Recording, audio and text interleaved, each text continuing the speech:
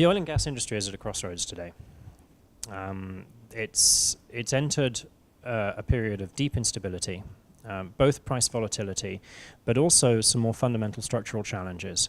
The inability to recruit talent, particularly young talent. It's a huge issue right now. What the oil and gas industry needs to do today is to look at the experience of things like the Ice Bucket Challenge and what's happening in other industries and the disruption that is now possible because of the technology and the tools that we have. And recognize that it needs to be doing 5 things. Firstly, it needs to be embracing sustainability, not because it wants to try and pretend it's green, but it needs to be embracing environmental sustainability and social sustainability, because that, to date, is the most effective set of tools that have been invented to decrease waste, increase productivity, manage costs, and allow companies to be profitable and sustainably profitable at $45 a barrel. The second thing that oil and gas companies need to do is that they need to articulate what they do in a way that's meaningful enough to attract young talent who don't want to work for problems, they want to work for solutions. And who don't want to work for companies, they want to work with people who share their same values. Those values are not being expressed, and I know that many companies that I've met at ADIPEC over the last 2 or 3 days have strong values, but they're not expressing them. So as a result, they're not able to connect with the talent. The third thing the oil and gas industry needs to do is stop pretending that it's innovating when it's just thinking about how to incrementally improve its performance. Innovation today is not about incremental change, it's about fundamental disruption. And what that means for the oil and gas industry is that it needs to stop thinking like the oil and gas industry, and it needs to start thinking like Greenpeace. If the hotel industry had thought like its customers, then the hotel industry would have recognized that actually when people travel, a large number of people don't want to be stuck in a soulless hotel room on the 15th floor.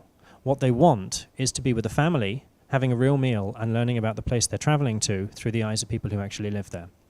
The hotel industry could have invented Airbnb before Airbnb invented itself, but it wasn't thinking like its opponent. It wasn't thinking like its mirror. It was thinking like itself. The fourth thing that the industry has to do is that it has to recognize that the world is changing around it and that it is not the fuel, it is not the energy of choice, it is the energy of default. And that at some point soon, somebody is going to come up with a solution in the clean tech space that is going to transform the landscape of energy. And it's not going to be a big thing. It's going to be a little thing. Do you think Kodak saw Instagram coming? Instagram was made possible from one very small decision by one guy in Silicon Valley who decided to put a camera into a phone. And because there was a camera in a phone, it created an environment where things like Instagram could flourish and could be there and could grow. 4 years after the camera got put in the phone, Kodak was blowing up its factories and cutting 80% of its workforce and wondering how it's going to survive. The oil industry needs to recognize that the biggest challenges are not the biggest challenges. The biggest challenges are tiny little changes that will have systemic and profound impacts, because today it's all about tipping points and it's all about information flows. And the fifth thing that the industry needs to do is it needs to stand for something. 75% of the companies who are here at ADIPEC won't be here in 30 years' time. And that's a conservative estimate. The reality is, if you're running one of those companies today, do you want to choose to be in part of the 25% that still is, or do you want to be in the 75% that disappears?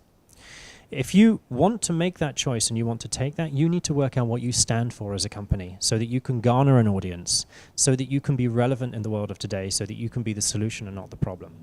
So these are the things that we can learn from things like the Ice Bucket Challenge that make a real impact on the decision-making of the C-suites and of every single level of the oil and gas industry today. But the oil industry now has a burning platform, literally. It has to make changes because its immunity to price fluctuations and its immunity to public accountability have disappeared. It can no longer pretend that it can go on doing what it's always done. And what I've been hearing for the last few months, and I've really heard it strongly over the last couple of days here at ADIPEC, is that there is a recognition that things need to change. Now, the problem is that going from recognition to action requires two things. It requires a clear understanding of what the vision is and where you want to go, and then it requires the skills and the resources and the expertise and the partnerships that are necessary to actually get there. The oil industry is not configured to deliver on the promises that it now needs to make. And it is not configured either to understand what those promises need to be. So the oil industry needs to come out of its shell a little bit and start engaging more broadly with people who know how to help them answer these questions, because time is ticking. ADIPEC is one of these events, and there's not many in this industry, where you get the chance to have the really, really deep and profound conversations that are going to be the conversations that influence the way the industry goes in the next 5, 10, 15 years. Those conversations need a home. Every conversation needs a home.